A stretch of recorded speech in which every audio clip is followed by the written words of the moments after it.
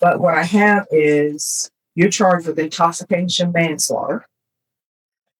You did an affidavit saying that you would not be driving, and yet you were driving, which means you were driving without ignition interlock, and you're charged with intoxication manslaughter. 27 State of Texas versus Hannah Marie Smith. That parties and runs for the record for the state. Library for the state of Texas. For the defense. Monica, get it off the Miss Smith. All right. Defense has filed a motion asking that the defendant's bond be reinstated. State, are you ready to Judge. Just so we're clear, some things happen. I think I remember this. Miss Smith was not supposed to be driving. Miss Smith, I believe, was behaving inappropriately and was asked to come to court. The court had no idea that Miss Smith had been driving for who knows how long. And Miss Smith drove to court, but she was in a vehicle on Zoom, and then she drove to court. So that's where we are. So Miss Herrera. And on that day that she came to court, apparently her defense attorney withdrew. And then I was appointed to represent her. Yes. So I haven't had this case very long. However, the court remanded her without bond on their bay, and she's been in custody since. The family is extremely supportive. They sold her vehicle so she wouldn't have a car anymore. Her employers contacted me. Her boyfriend's contacted me. Civic leaders have contacted me. Her mother has contacted me. They all want her to get back out so that she can go back to work and show the court what she's done. Been in 12-step programs. She has not had any positive UAs. She tells me that, she's been doing everything that the court has asked her to do, and that she was unaware that Ms. Corley had filed an affidavit of non-driving.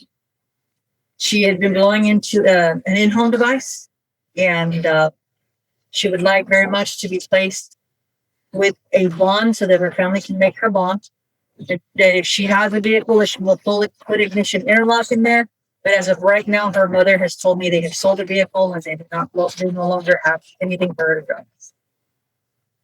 Her bond was set at $50,000 in inception. Well, even though Miss Corley did an affidavit of non-driving, people in this court who are on DWI, I always let them know and have them present when someone is doing an affidavit of non-driving, because I tell everyone that they need ignition interlock, and they say, oh, they're not driving. And I say, well, they need to provide an affidavit of non-driving. My concern is she filed an affidavit of non-driving. Obviously, her signature is on it because it's an affidavit of non-driving, and yet she drove to court and she didn't have ignition interlock. Judge, if I may, obviously, Judge, I was going to bring up my recollection of that day was the same as yours. I did want you to take judicial notice. I know you were on the Zoom that day. If there is an affidavit of non-driving on file, and I presume that she signed it, and she was aware that she wasn't supposed to be driving. Regarding the indictment in this case, it's a very serious charge, among the most serious charges you can get involving a vehicle, and that's why we believe it's important, Judge, to not take it lightly. The fact that she said she wasn't driving, and then she was for sure driving that day that we see her on Zoom driving. We can presume that she was driving on other days if she thought she was just free to drive. The state would ask for her bond. If you grant her a bond, for it to be doubled to $100,000, along with full GPS house arrest. I'm still trying to figure out why should I grant her a bond when and mind you, this is, I don't take any of the facts of these cases true because I haven't heard anything. But what I have is you're charged with intoxication manslaughter. You did an affidavit saying that you would not be driving, and yet you were driving, which means you were driving without ignition interlock, and you're charged with intoxication manslaughter. The number one rule when you have any intoxication offense, if you're doing an affidavit of non-driving, you don't drive. If you're driving, you have to have you have to have ignition interlock. So I'm not going to reinstate the bond. You're remanded without bond. I'm sorry. I forgot to say the paper. It wasn't jumping for that long. I'm really, really sorry. I have been doing so good, and I want to continue to do good. Until you were driving with that ignited interlock. Hey, if you want to give testimony, I will swear you in. You want to raise your right hand? Do you solemnly swear or affirm the testimony you give will be the truth and nothing but the truth so help you God? I do. You can lower your hand, state your name for the record. Kevin Marie Smith. All right, Miss Sorrell, do you want to do question and answer, or you just want her to state? I just want her to tell. All right. I did not. I was not aware. I remember signing the paper, but I was not aware that I was not supposed to be driving at all. I did tell Miss Linda Corley. I called and I had spoke to Roland, and I had told Roland he didn't tell me anything about getting the interlock or calling pre-trial. There's something about I was supposed to have called pre-trial. I was never told any of that. I would have done it. I have done everything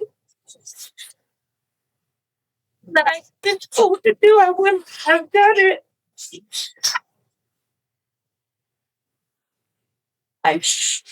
I'm in essential recovery. I went through an inpatient program. I have a sponsor. I work the 12-step program. I go to AA meetings. I go to see Rick Green regularly. Tuesday and Thursday. I fully participate. I put my back on my mental health medication. Being in the ICT program has put me. I have found out that I have hyperthyroid and Graves' disease, which I wasn't aware of. And I'm on into the IOP program. Mentally, physically, everything about me has gotten so much better. This past year, I'm really sorry. The cars wanted to take my license. You can revoke my license. You can do whatever. I'm not going to drive anymore. I take up my license. I'm trying. I tried really for a whole year. Stop so much.